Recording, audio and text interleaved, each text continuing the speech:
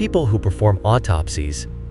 What was the strangest thing you encountered during an autopsy that had nothing to do with the cause of death?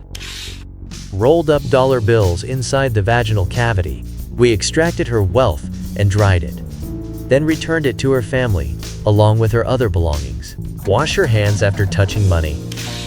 I was a pathology assistant, and the doc pulled a large, intact avocado pit from a man's stomach. We all looked and said, "Oh God." The cause of death was a heart attack. I worked as a pathology assistant. One day, my pathologist found a 15-centimeter construction nail in a man's thigh. The man had died on a construction site due to an accident, but the place where the nail had entered the bone had already healed. The nail must have been there for several years. I work in a pathological anatomy lab, and we receive all parts of bodies extracted from people during surgeries. Tumors, warts, appendixes, stones, removed from kidneys, bladders, gallbladders. One day, we received a large cylindrical stone removed from a man's urethra. We had to break the stone down and analyze it chemically to determine its composition, like calcium.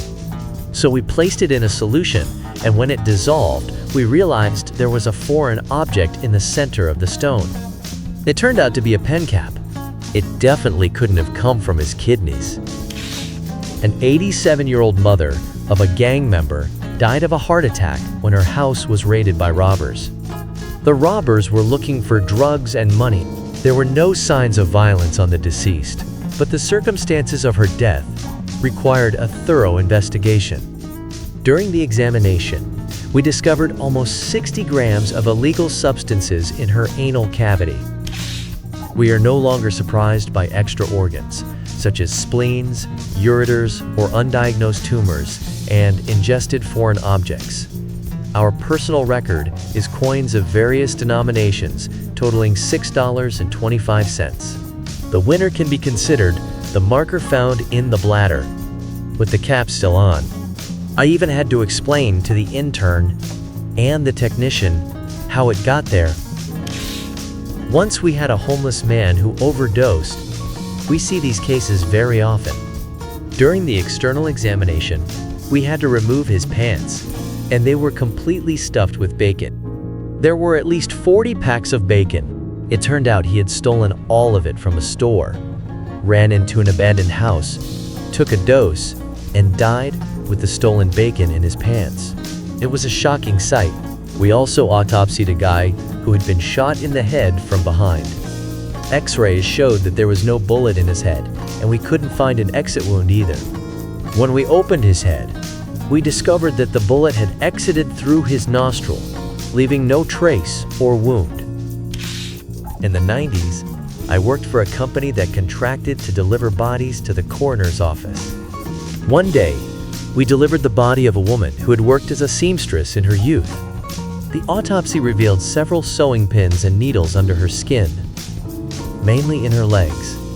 One pin was also found in her lung. The coroner concluded that she might have inhaled it. 20 years earlier, she had been diagnosed with a pulmonary embolism, which forced her to retire. Perhaps the pin was the cause. I can't understand how she didn't feel the presence of these pins in her body, and how they weren't detected by the X-rays she periodically had.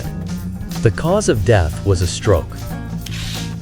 I spent a short time in a psychiatric hospital and met a woman whose daughter had died of an overdose. She said she had been angry with her daughter for a long time for pawning her grandmother's necklace to buy drugs. But during the autopsy, the necklace was found in her stomach. Apparently, she had been swallowing it for years, and I can't imagine why she did that. Once, we found a toothpick stuck in the small intestine. I imagine how painful it was for that person. My dad accidentally swallowed a toothpick that was left in his dish, and it punctured a hole in his stomach. He suffered from terrible pain for several months. Doctors thought it was stomach cancer until they discovered the toothpick. One of the cadavers we studied in medical school had the sciatic nerve running right through the center of the piriformis muscle. It went straight through the center of the muscle, His medical history was unknown, but we assumed that it probably mentioned sciatic nerve entrapment. I remember him whenever a patient doesn't respond to usual treatments.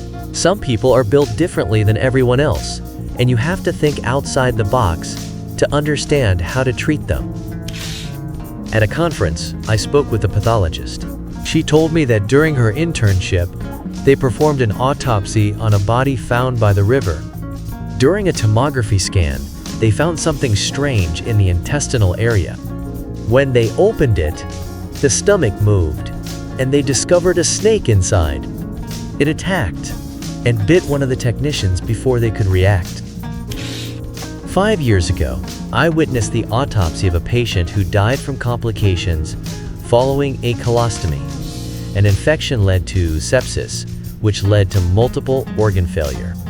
During the examination, several tweezers were found inside the body, which, according to the pathologist, could have caused the infection because they were very deep inside.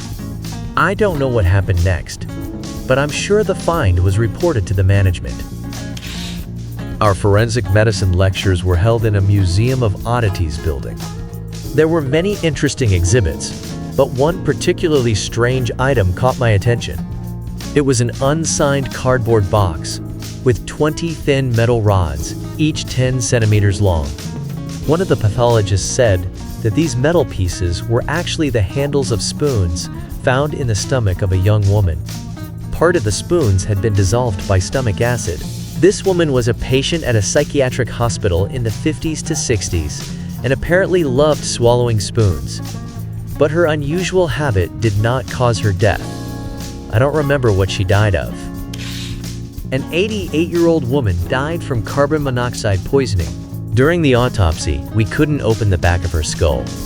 After a long drilling process, we realized that her entire skull was 3 to 4 centimeters thick. She was the woman with the smallest brain I had ever encountered. Despite this, she was mentally competent, and the peculiar structure of her skull did not affect her life. I've never seen another case like it. What is the average thickness of a skull? About 6.5 millimeters. The professor told us about the brain's ability to compensate and gave an example of a man who, as far as I remember, died of old age, having lived his whole life with only one hemisphere. Instead of the missing hemisphere, there was only a huge tumor. Throughout the patient's life, there were no signs of this condition. My friend works as a pathologist, and he told me that he found 24 bolts in the colon of a 75-year-old woman. The strangest thing was that she died of a heart attack while in the shower. The only possible explanation was that she had Pica syndrome. Coins, hundreds of coins, totaling about $6, were under the skin of the hands and feet. The deceased was a recluse, lived alone, and always ordered food. Apparently, he surgically inserted coins under his skin over the years. It's completely unclear why. Our pathology professor was the head of the autopsy department. During the cardiology course, he told us about a case from his practice and showed pictures that I still can't get out of my head. A girl in her 20s said she felt sleepy and lay down on the couch. 5 minutes later, her body had already started to cool. When the pathologist opened her chest, he found something no one expected to see. Her heart was 60% fat. No, this doesn't mean that fat surrounded her heart. The fat cells literally replaced the cells of her heart. Apparently, she had an extreme form of a genetic disease called arrhythmogenic right ventricular cardiomyopathy.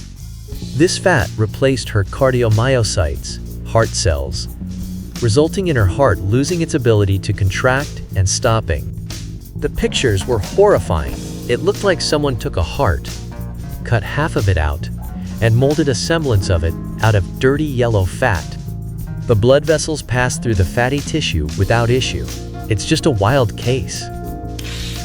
My brother-in-law died of a heart attack when he was slightly over 60. During the autopsy, it was discovered that he had only one kidney. No one had ever removed his kidney. Throughout his life, he had only had surgery once to remove his appendix. The pathologist said that the kidney had definitely been removed. He wasn't born with just one kidney. He had his appendicitis when he was a child. Once, we conducted an autopsy on a guy who had died abroad while on vacation.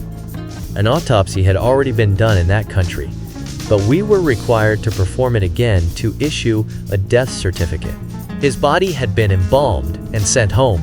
My colleague opened the skull again because we weren't sure the autopsy had been done properly in that country. Inside the skull, we found underwear, changed. The strangest thing about this, and I should have mentioned this right away, was that the body was sent along with the guy's belongings, including his underwear. An elderly pensioner died alone in his home. There was nothing unusual about that. Only a small phone, a flip phone, was found in his rectum. We couldn't come up with an explanation for this. Maybe he called it from another phone to make it vibrate. My brother told me about this case. During their training, they had to attend an autopsy. During the examination of the stomach contents of a middle-aged man, they found 2 wedding rings, 4 20-cent coins, and a vibrating ring. He had died of a heart attack on a roller coaster at a popular amusement park.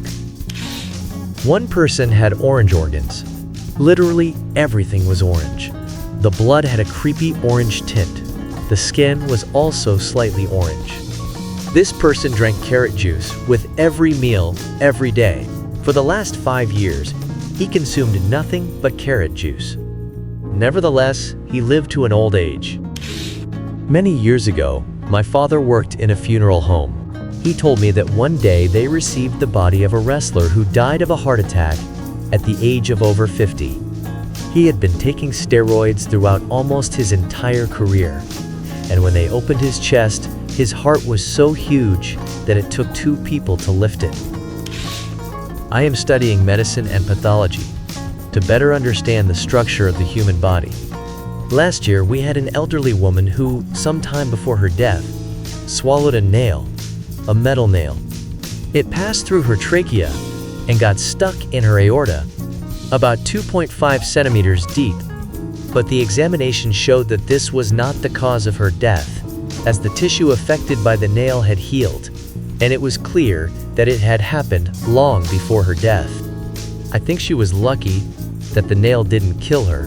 Besides, this case shows what capabilities the human body has. Watch other videos at our channel.